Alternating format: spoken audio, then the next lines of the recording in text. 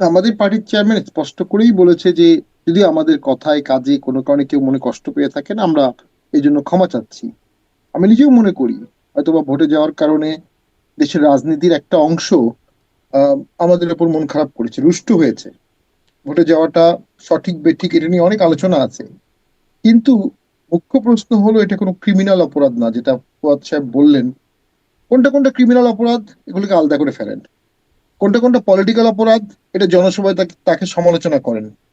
আর অসংখ্য দুর্নীতির অপরাধ আছে, এই দুর্নীতির অপরাধগুলোকে ট্রুথ কমিশন করে টাকা ফেরত আনার সাপেক্ষে শাস্তি লাঘব করে দেন।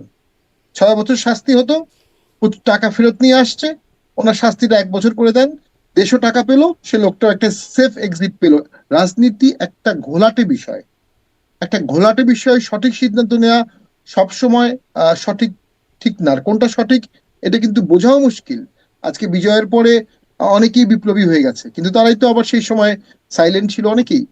তো আমি কয়েকটা জিনিস বলি আওয়ামী লীগের ফিরে আসা নিয়ে। ফুয়াদ সাহেব বললেন 71 সালেই তো আওয়ামী লীগ ফিরে আসছে, 70 সালেই তো আওয়ামী লীগ ফিরে আসছে। 70 সালে আওয়ামী লীগকে দেশের 77% লোক ভোট দিয়েছে, ইউনানিমাস ভোট দিয়েছে। পাকিস্তানেও কিছু ভোট আওয়ামী লীগ পেয়েছিল, বেলুচিস্তানে। তো সেখানেই তো আওয়ামী লীগ একটা দল হয়ে গেছে, সার্বজনীন দল হয়ে গেছে। এবং আরো ফিরিয়ে এনেছে কারা? পাকিস্তান তাদেরকে যখন ক্ষমতা দিল না, ক্ষমতা না দেওয়ার কারণে আওয়ামী লীগ আবার ফিরে আসলো। যুদ্ধ কিন্তু আওয়ামী লীগের শীর্ষ নেতৃবৃন্দ বাইরে চলে গেলেন, বঙ্গবন্ধু চলে গেলেন, যুদ্ধটা চাপিয়ে দেওয়া হলো। যুদ্ধের টোটাল ক্রেডিটটা অটোমেটিক্যালি আওয়ামী লীগ যুদ্ধ পরবর্তী সময়ে চলে আসলো। এবং খুব ন্যাচারাল, সেই আওয়ামী লীগ সে 71কে বেস করেও তো অনেক দিন টিকে আসে এবং বারবার ফিরে আসে। আজকেও মুক্তিযোদ্ধাদের সাথে কথা বলে দেখবেন অনেকেই বলবে যে মুক্তিযুদ্ধের ধারক বাহক হিসেবে তারা এখনো আওয়ামী লীগকেই প্রেফার করে এখনো। হুম। এই ডিভিশনটা কেন হলো, কেন করা হলো? কোনো দরকার ছিল না, মুক্তিযুদ্ধ সার্বজনীন হয়ে যেত। কিন্তু বাকি অনেকগুলো দল কথায় বার্তায় কাজে অ্যাপ্রোচে তাদের ঠিক যে দেশের সাধারণ মানুষ 71 নিয়ে যা ভাবে, সেই দলগুলো 71 নিয়ে ঠিক সেভাবে ভাবে না। এখানে একটা পোলারাইজেশন হয়ে গেছে, দুঃখজনক, খুব পোলারাইজেশন হয়ে গেছে দেশের জন্ম নিয়ে, দেশের গণতন্ত্র নিয়ে। আওয়ামী লীগ যেমন বলতো উন্নয়ন হলে গণতন্ত্র লাগবে না, সেরকম অনেকে অনেকে বলে গণতন্ত্র লাগবে না, আমরা ভারতের প্রভাব মুক্ত থাকতে চাই। এই যে ইকুয়েশন গুলো, প্রত্যেক ইকুয়েশনেই কিন্তু আপনার প্রস এন্ড কনস আছে, কাউন্টার আর্গুমেন্ট আছে। আওয়ামী লীগকে ভোট করতে দেওয়া যাবে না, এই আর্গুমেন্টটা এক ধরনের আর্গুমেন্ট। আবার আওয়ামী লীগ ভোট করবে, ভোট পাবে, তাতে ডেমোক্রেসির কি সমস্যা? যে ডেমোক্রেসির জন্য এত আন্দোলন হলো। আমার মনে হয় বিষয়গুলো জনগণের হাতে ছেড়ে দিতে হবে। হ্যাঁ, বলতে পারেন 14 সালে আওয়ামী লীগ জনগণের হাতে ছেড়ে দেয়নি, সত্য। 18 সালে আওয়ামী লীগ ছেড়ে দেয়নি, সত্য। 24 সালে আওয়ামী লীগ ছেড়ে দেয়নি, সত্য। সেজন্য আওয়ামী লীগকে আজকে কি কি পরিণতি ভোগ করতে হচ্ছে? যুদ্ধ করে দেশ স্বাধীন করা দলটি আজকে কি অবস্থায় আছে? আর একটি একতরফা ভোট করে আওয়ামী লীগ 10-11 বছর ক্ষমতায় ছিল। আমার রাজনৈতিক অভিজ্ঞতা বলে বিএনপি বা জামাত বা অন্য সকল দল মিলে যদি একতরফা ভোট করে, আমার ধারণা তারা 11 মাস ক্ষমতা থাকতে পারবে না। ইন্টারন্যাশনাল প্রেশার থাকবে, নাইবার কান্ট্রির প্রেশার থাকবে, এবং সরকার টালমাটাল হয়ে যাবে।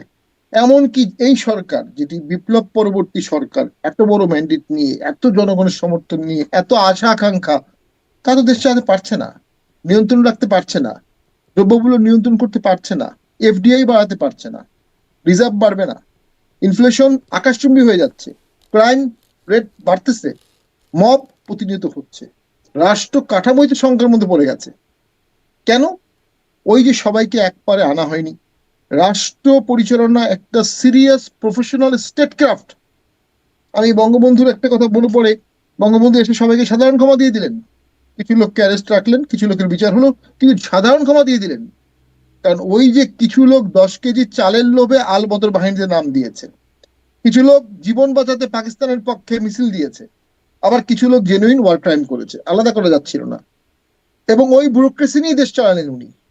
70 সালের যে ব্যুরোক্রেসি, যারা 71-এ পাকিস্তান থাকা অবস্থায় অফিস করলো, 72-এ তারাই কিন্তু বাংলাদেশ চালালো, কারণ বাংলাদেশ চালাতে হবে।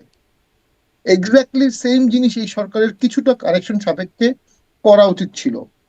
কন্টিনিউশন না করে এই সরকার বা অনেকেই একটা ম্যাসিভ সংশোধনবাদে যেতে যাচ্ছে। ওই সংশোধনবাদ ধারণ করার ক্ষমতা কি বাংলাদেশের আছে? এবং যে যুদ্ধটা বা যে সংগ্রামটা বাংলাদেশে হয়েছে, ইটস নট ইথনিক ওয়ার, যে সাদার সাথে কালোর যুদ্ধ। অমুক ট্রাইবের সাথে অমুক, এটা বাঙালি বাঙালির মধ্যে যুদ্ধ, লড়াই, সংগ্রাম, একটা ইস্যু নিয়ে গণতন্ত্র, মানবাধিকার, বৈষম্যহীন সমাজ। বিষয়টা কিন্তু আন্তর্জাতিকত না, একটা তত্ত্ব বা একটা ধারণার বাস্তবায়ন। সেই ধারণার বাস্তবায়ন সকলকে মিলে যদি করতে হয়, তাহলে সকলকে মিলেই করতে হবে। দুঃখজনক হলো সত্য, এই সকলের মধ্যে আওয়ামী লীগ ইনক্লুডেড। আওয়ামী লীগকে পুরোপুরি বাদ দিলে বা বাদ দেওয়ার চেষ্টা করলে ওই তত্ত্বটা বাস্তবায়ন হবে না। আর হচ্ছে রাজনীতি হচ্ছে ভারসাম্যের খেলা। আপনি যখনই একটি বড় দল ওয়াইপড আউট হয়ে যাবে, আরেকটি বড় দল স্বৈরাচার হয়ে যাবে অবশ্যম্ভাবী। আরেকটি দল যদি স্বৈরাচার হয়ে যায়, সেই সরকারকে টেনে হিঁচড়ে নামাতে বা সেই সরকারকে সীমাবদ্ধ করতে আরেকটি বড় দল লাগবে। এবং সেক্ষেত্রেই বহুদলীয় গণতন্ত্রটা এত প্রয়োজনীয়। সেই বহুদলীয় গণতন্ত্রের দিকে যদি আমরা না থাকি, আমি নিশ্চিত বাংলাদেশের গণতন্ত্রের যে অবস্থা, বাংলাদেশের সংবিধানের আভ্যন্তরীণ যে স্বৈরতন্ত্রের কাঠামো আছে, আইন যে অবস্থা, বিচার যে অবস্থা, মিডিয়ার যে অবস্থা, যে কোনো সরকার স্বৈরতন্ত্র হয়ে যাবে। এদেশে যখনই সরকার গঠন করবে যেই সরকার, ওই দিন রাতেই ব্যুরোক্রেসি তার প্রতি অন্ধ হয়ে যাবে। ওই দিন রাতেই মিডিয়ার একটা বিশাল অংশ তার প্রতি আনুগত্য দেখাবে। ওই দিন রাতেই আমাদের পেশাজীবী সংগঠনগুলো তার দিকে ছুটবে, মন্ত্রী হওয়ার জন্য, মিনিস্টার হওয়ার জন্য, অ্যাম্বাসেডর হওয়ার জন্য, প্লট পাওয়ার জন্য। এই বিশাল প্যাট্রন কান্ট্রিতে আপনি একটি ইন্ডিপেন্ডেন্ট সত্তা হিসেবে আরেকটি ছোট দল ওই সঙ্গে বাধ্য করতে পারবে না। জি, মিস্টার নৌকায় যেমন পাটোয়ারি, দুই পাল্লা মাঝখানে লাগে, আমি একটু আপনার আমি ওই শেষ করে দিচ্ছি, শেষ করে দেন। নৌকায় যেমন দুই পাল্লা লাগে, নাহলে নৌকা ডুবে যায়, রাজনীতিতেও বড় দুই পাল্লা লাগে। এবং আমি মনে করি সেক্ষেত্রে আওয়ামী লীগ সেই পাল্লায় যদি না থাকে, টোটাল দেশটার রাজনৈতিক ভারসাম্য এলোমেলো হবে। এবং যে দলগুলো ইনক্লুডিং জামাত বা এবি পার্টি বা অন্যরা যারা আছে, তারাও কিন্তু এই ভারসাম্যহীনতায় ভুগবে।